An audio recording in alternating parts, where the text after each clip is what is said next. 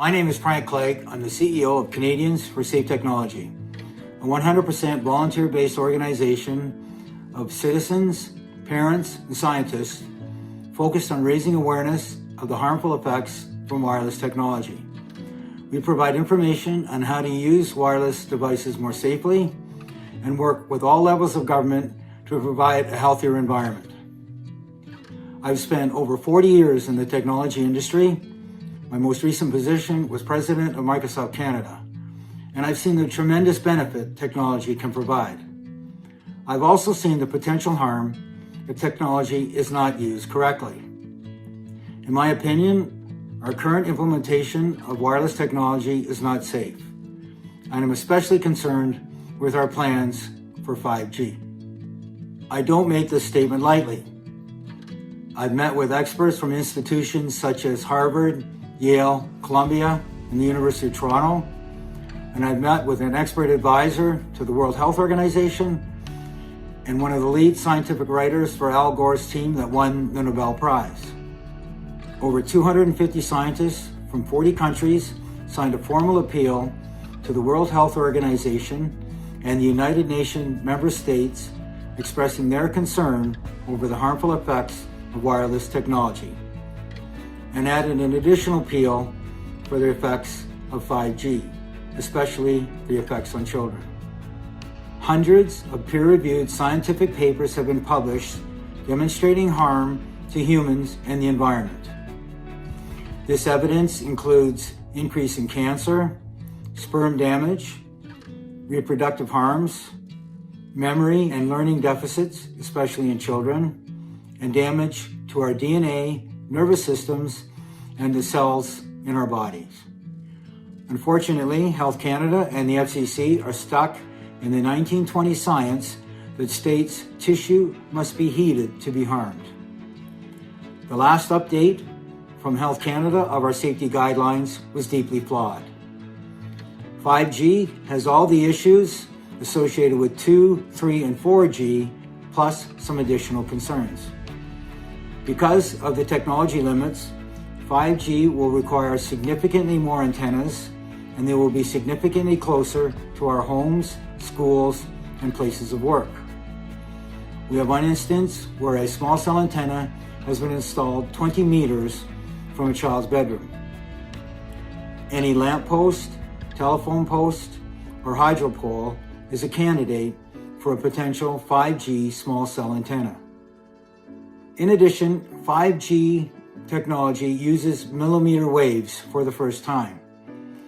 These frequencies are similar to those used by the US and Israeli military in crowd control systems.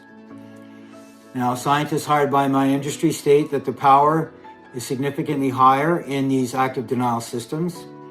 That may be true, but I'm not sure it's relevant. We have no clue of the potential harm from exposing people 24 hours a day, 7 days a week to millimeter waves. In fact, there has been no testing to prove and ensure us that 5G technology is safe to humans and to our environment. That is why we're calling for Health Canada to do a comprehensive review of the science-based evidence. This review should be based on the international standards used to evaluate and analyze scientific research, should consist of an independent panel that has the appropriate resources.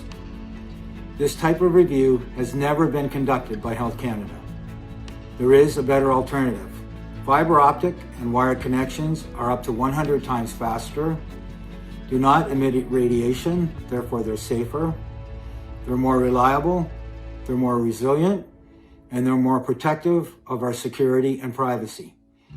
The IEEE has stated that wireless technology will continue to consume 10 times more energy than their wired counterparts. Our federal governments gain billions of dollars in revenue in spectrum auctions and ongoing licensing fees.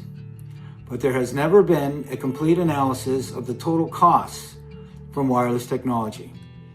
That's why we're calling for a total economic analysis of the potential revenue versus the economic burden from wireless technology.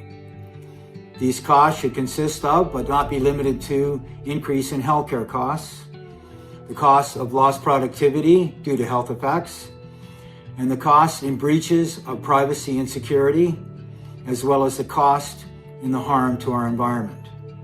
Some applications need a wireless connection, but the majority can use a wired connection that is safer, faster, and in some cases cheaper.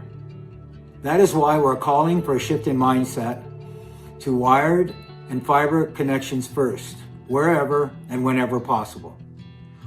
My industry is installing the infrastructure for 5G at a very rapid rate, even though there are few, if any, devices that can take advantage of 5G technology today.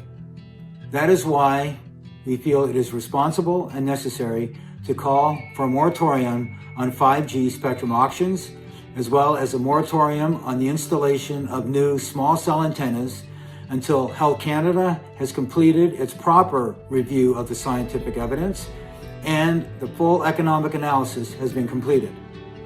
Estimates are there will be an additional $11 trillion in revenue from 5G technology. We also know it is very difficult for government regulation to keep pace with the rapid change in innovation and technology. That is why we're calling for a shift in the responsibility and accountability so that my industry take responsibility to prove that technology is safe before it is released to the market. We have a model for chemicals that we can build on. This is similar to the accountability and responsibility that we expect from the automobile industry and from the pharmaceutical industry. Today it is possible to install a small cell antenna 20 meters from a child's bedroom without any notification to the neighborhood and without any consent from the local municipality, town, or city. That is why we're calling for a change in legislation that requires more transparency and notification to the local community and more consent from local government. We have provided many references for you to do your own research. We encourage you to go to c4st.org and read the full 5G appeal and review the over 50 references we provided. I mentioned the emfscientist.org of 250 scientists from over 40 countries around the world. There's also a 5G appeal to the European Union from 350 scientists and medical doctors. The Bioinitiative Group has reviewed over 1,800 peer-reviewed published papers that show harm to humans and the environment from wireless radiation. Dr. Deborah Davis at the Environmental Health Trust is part of Al Gore's team, and Dr. Joel Moskowitz at saferemr.com at the University of California, Berkeley is a wealth of resources and references on the potential harm from wireless technologies. Dr. Magda Havas has lectured in over 30 countries and published over 200 papers. If you prefer your information in French, please go to Stoppons la 5G. We hope once you've done your research, you will sign the appeal and share the appeal with your friends, families, and coworkers. Thank you.